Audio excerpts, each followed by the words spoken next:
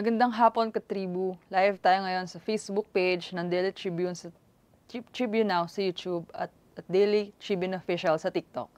Nagbabalik ang Tribune News on Q at ako po si VA Angeles para ihatid ang latest na balita dito sa Metro Manila pati na rin sa mundo ng showbiz, business at sports. Dumak na tayo sa mga nagbabagang balita.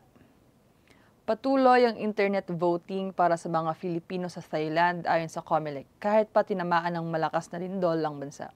Sinabi ni COMELEC Chairman George Erwin Garcia na walang problema sa voting process sa Thailand kung saan mahigit 8,000 ng mga botante. Magkakaroon naman ng postal voting para sa mga Filipino sa Myanmar na apektado ng lindol. Nagsimula na ang pre-voting registration para sa mga overseas voters na magtatapos sa May 7. Nag-issue na ng warrant of arrest ang Korte ng Bacoor laban kay Archie Alemania kaugnay ng kasong acts of lasciviousness na isinampa laban sa kanya ng aktres na si Rita Daniela. Ayon sa Korte, mayroong probable cause upang ituloy ang kaso at maaari siyang magpiyansa ng 36,000 pesos. Inihayag ni Daniela na hinalakan at hinawakan siya ni Alemania nang walang consent, pati na rin ng mga hindi kanais-nais na pahayag mula sa aktor pagkatapos ng isang Thanksgiving party noong Setyembre. Naging emosyonal naman si Isnir sa Pinoy Big Brother house habang binabahagi ang alitan sa pagitan nila ng kanyang ama.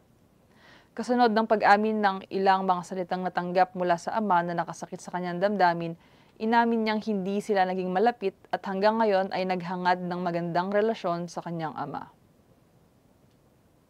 Magkakaroon ng pangalawang para ang P-pop Caravan sa April 5, 3 to 8 p.m. sa nagaganapin sa SM Center Las Piñas. Ang nasabing caravan ay bubuuin ng mga talentadong P-pop artist kabilang ang New ID, Aster, Gen 6, Hiraya, Jill Litzy, Agon at marami pang iba. Bumalik sa top 10 ng Billboard Hot 100 ang kantang EPT nina Blackpink, Rose at Bruno Mars na umabot sa ika-10 rank noong March 31. Ito na ang ika-13 non-consecutive weeks na nasa top 10 chart ang nasabing kanta. Natili rin itong number 1 sa Billboard Global US chart sa loob ng 19 weeks. Patuloy naman na nangunguna ang solo album ni Rosé na Rosie sa Billboard 200 bilang pinakamahabang charting album ng isang female K-pop soloist. Isang panalo na lang ang para sa Petrogas upang makapasok sa finals ng 2024-2025 PVL All-Filipino Conference. Tatangkain nilang i-secure ang ticket sa kampyonato laban sa Akari sa Huwebes. Sa kasalukuyan, hawak ng Petrogas ang 2-0 record sa semifinals matapos talunin ang Creamline at Chocomucho. Sa kabilang banda, magsasagupa ang Creamline at Chocomucho sa ikalawang semifinal match. Kailangan manalo ng Cool Smashers upang mapanatili ang kanilang final streak, habang delikado ang Chocomucho sa 0-2 kartada.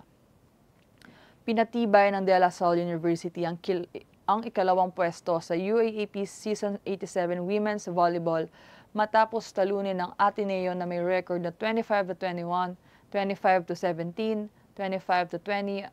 Pinangunahan ni na Angel Canino at Shivana Laput ang Lady Spiker sa kanilang pang-anim na panalo na umangat sa 7-3 record. Patuloy nilang pinaiiral ang dominasyon laban sa Ateneo na may 16 na sunod na panalo mula Season 79 Finals.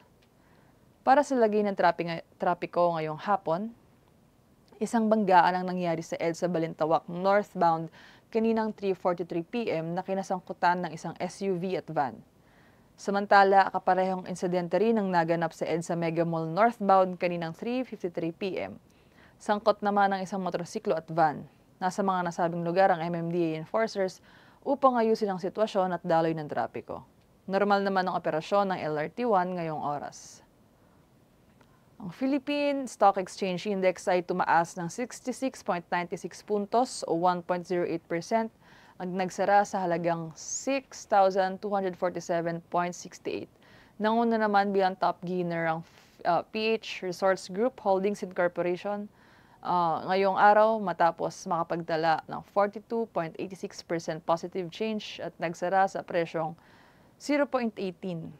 Samantala, nagsara naman ang US dollar at peso exchange rate sa halagang 57.251. Kinagiliwan naman ng netizens ang video ng mag-amang ito kung saan makikita na tila sobrang nagtatampo ang anak na babae sa kanyang tatay. May caption pa ito na, "Yung toyo ng mama niya na isalin ng walang tapon." Kasalukuyang umani na ng 57,000 likes at 1.4 million views ang nasabing video sa TikTok. At ito na muna ang mga latest news around the Metro, pati na rin sa mundo ng showbiz, business at sports. Samahan niyo kami uli bukas para sa iba pang mainit na balita. Ako si V.A. Angeles at ito ang Tribune News on Q. Ingat lagi mga katribu.